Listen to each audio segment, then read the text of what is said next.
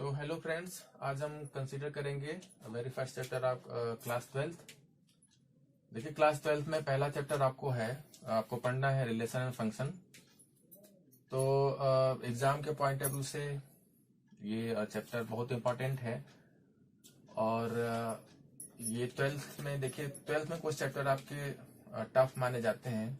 Students मानते हैं कि ये चैप्टर टफ है, और उन टफ चैप्टर में से एक चैप्टर ये भी है रिलेशन एंड फंक्शन। जैसे कुछ चैप्टर रिलेशन एंड फंक्शन, उसके बाद प्रोबेबिलिटी, एप्लीकेशन ऑफ डेरिवेटिव्स, उसके बाद 3D, ये सारे आपके 12th बोर्ड के ये सब टफ चैप्टर्स में से एक हैं, टफ चैप्टर्स हैं। और ये सारे टफ चैप्टर्स टफ इसलिए हैं क्योंकि इनमें कहीं ना कहीं आपकी प्रीवियस नॉलेज भी चेक करी जाती है।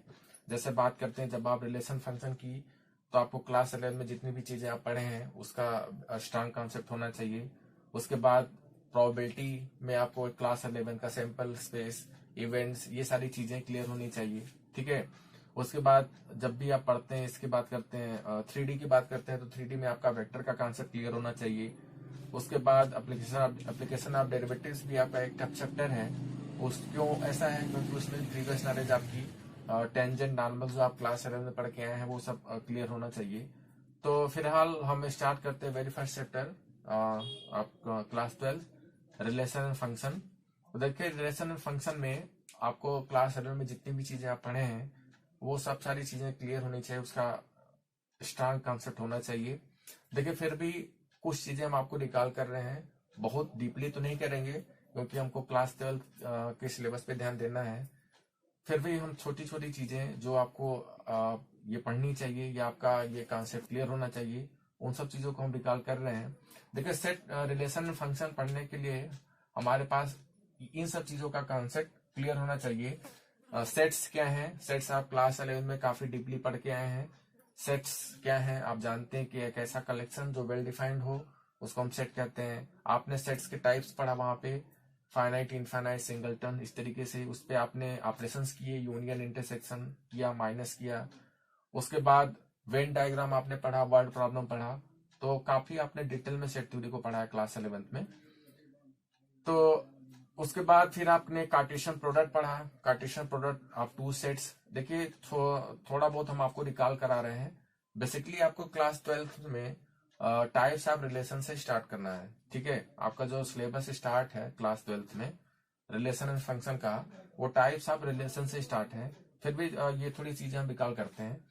तो देखिए, कार्टेशियन शुरुआत सेट तो आप जानती हैं कि ऐसा कलेक्शन जो वेल डिफाइंड हो उसको हम क्या कहते हैं? सेट्स कहते हैं। कार्टेशियन प्रोडक्ट आपको पता है कि अगर हमारे पास दो सेट हैं, सेट ए और सेट बी, आपको ये दोनों सेट नॉन एम्प्टी होने चाहिए। देखिए, जब भी इस तरीके की चीजें बोली जाती हैं कि let us consider two sets A and B, let us suppose that we have two sets A and B, तो इसकी मीनिंग क्या है? ये अंडरस्टूड है कि ये दोनों आपको नॉन एम्प्टी सेट की बात करी जा रही है। तो सपोज करिए कि दो सेट हैं ए और बी, ये दोनों आपको नॉन एम्प्टी हैं, और तो इन दोनों सेट का कार्टेशियन प्रोडक्ट को हम कैसे रिप्रेजेंट करते हैं? ए क्रॉस बी से। अभी हम एक दो एग्जांपल देखते हैं तो आपको और अच्छे से क्लियर होगा। हालांकि आप ये क्लास 11 में पढ़ के आए हैं। तो ए क्रॉस बी कैसे रिप्रेजेंट, इन दोनों सेट का कार्टेशियन प्रोडक्ट क्या होता है? A cross B. A cross B एक तरीके का सेट होता है जिसमें इस तरीके की ऑर्डर पेयर होते हैं ए बी, सच दैट कि A belongs to A and B belongs to B, ठीक है। ऑर्डर पेयर इसलिए बोला जाता है, आप ये जानते हैं, ऑर्डर पेयर इसलिए बोला जाता है क्योंकि इसमें पेयरिंग हो रही है, दो एलिमेंट्स हैं, और ये जो फर्स्ट एलिमेंट है ये वो पहले सेट से है, और ये जो दूसरा एलिमेंट बी है वो दूसरे वाले सेट से कनेक्टेड है, ठीक है। इसलिए इसको ऑर्डर पेयर बोला जाता है, एक ऑर्डर में है और पेयरिंग है। तो A cross B basically definition क्या होती है ए क्रॉस बी की? दो, जिसको कि हम कार्टेशियन प्रोडक्ट बोल रहे हैं सेट ए और सेट बी का, all possible order pairs from set A to set B, ठीक है। जितने भी पॉसिबल ऑर्डर पेयर हैं सेट ए से सेट बी में, इन्हीं का कलेक्शन क्या कहलाता है? इनका कार्टेशियन प्रोडक्ट कहलाता है, जिसको कि हम क्या कहते हैं? ए क्रॉस बी कहते हैं, ठीक है।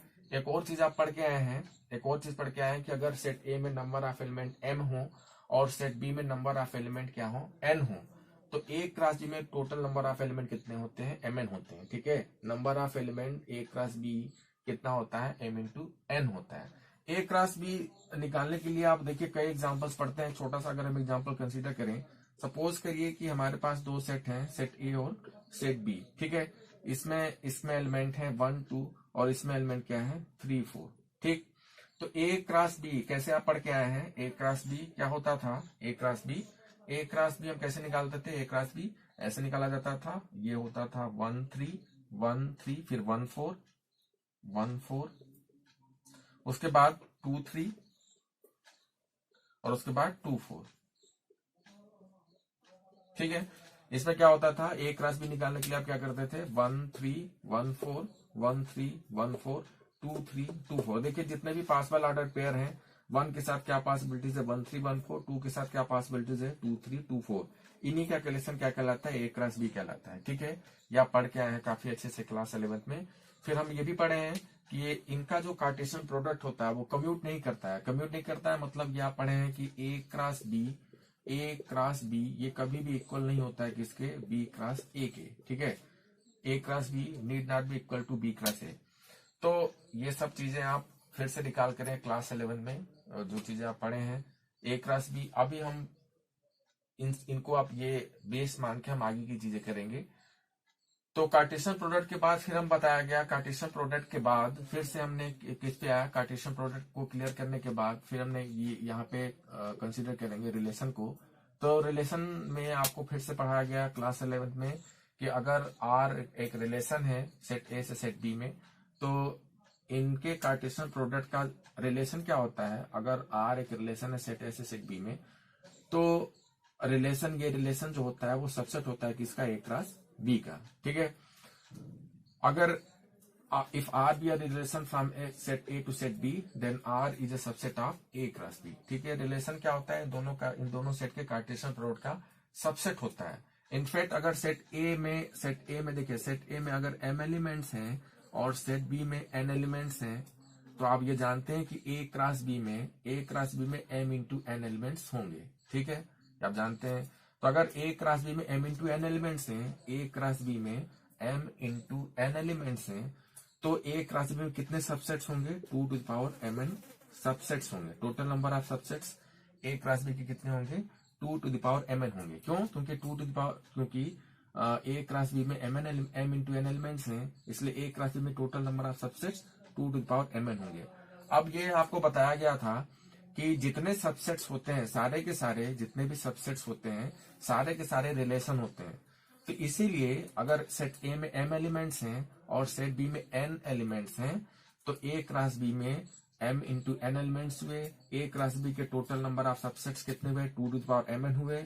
अब क्योंकि सारे सबसेट्स ही रिलेशन होते हैं, इसलिए ए से बी में 2 to the power mn relation possible होते हैं। ए से बी में कितने रिलेशन पॉसिबल होंगे? 2 to the power mn relation होंगे। ये सारी चीजें आप पढ़ के आए हैं क्लास 11th में। ठीक है, अब देखिए अगर सेट ए में m एलिमेंट्स हैं, सेट बी में n एलिमेंट्स हैं, तो ए से बी में टोटल नंबर ऑफ कितने रिलेशन होंगे possible? 2 to the power mn relation possible होंगे। ठीक है, अब 2 to the power mn relation possible होंगे। अब इन रिलेशंस में ये रिलेशंस किस टाइप के होंगे, क्या कैटेगरी होगी, कैसे हम इनको डिवाइड करते हैं, कैसे इनके पार्ट्स हैं, इन सब चीजों को हम क्या करेंगे? कंसीडर करेंगे।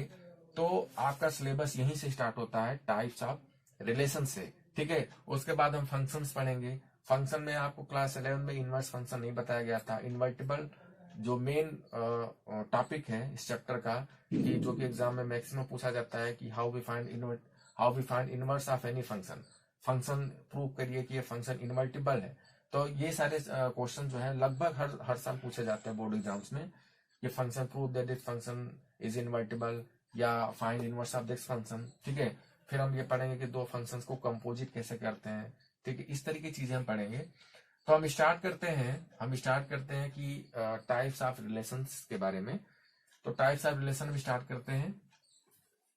तो थोड़ा सा अच्छा, उसमें एक जो चीजें और हैं कि रिलेशन में आप ये पढ़े हैं कि डोमेन क्या है, रेंज क्या है, कोडोमेन क्या है। इन सब चीजों को आप पढ़ के आए हैं। रिलेशन के कॉन्सेप्ट, रिलेशन पढ़ते समय आपने इन चीजों को ध्यान से पढ़ा होगा कि domain, codomain, range of relation क्या है। तो चलिए स्टार्ट करते हैं टाइप्स ऑफ रिलेशन। अच्छा, एक और छोटी सी चीज है जो आपको जाननी चाहिए कि जैसे मान लीजिए कि जैसे सपोज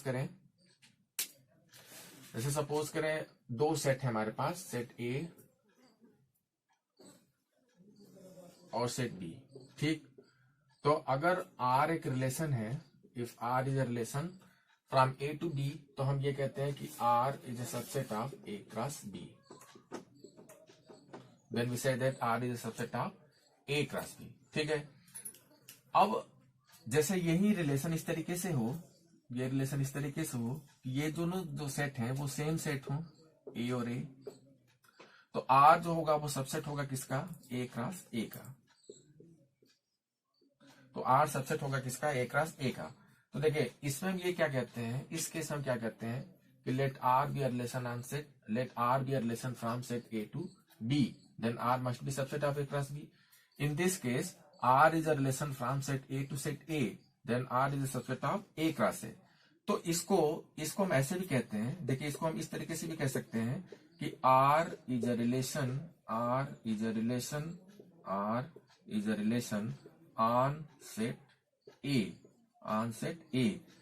हम इसको ऐसे भी कहते हैं कि R is a relation on set A. मतलब जैसे यहाँ पे ये दोनों डिफरेंट सेट्स हैं, तो हम कहते हैं कि R is relation from set A to set B. अब यहाँ पे दोनों सेट क्या है, सेम है, ए टू ए है, तो हम ये भी कह सकते हैं कि R is a relation from A to A, या इसके जगह पे हम ये कहेंगे कि R is a relation on set A, R is a relation set, R is a relation on set A. इसका मतलब ये रिलेशन ए से ए में है। R is a relation on set B, इसका मतलब ये रिलेशन सेट बी से बी में है। अगर ये कहा जाए are is a relation on set C, तो इसका मतलब क्या है कि ये रिलेशन सेट सी से सी में है, ठीक है। तो इन सब चीजों को ध्यान में रखते हुए अब हम जो आपका सिलेबस है क्लास 12th का, वो हम वहीं से हम स्टार्ट करते हैं टाइप्स ऑफ रिलेशन का।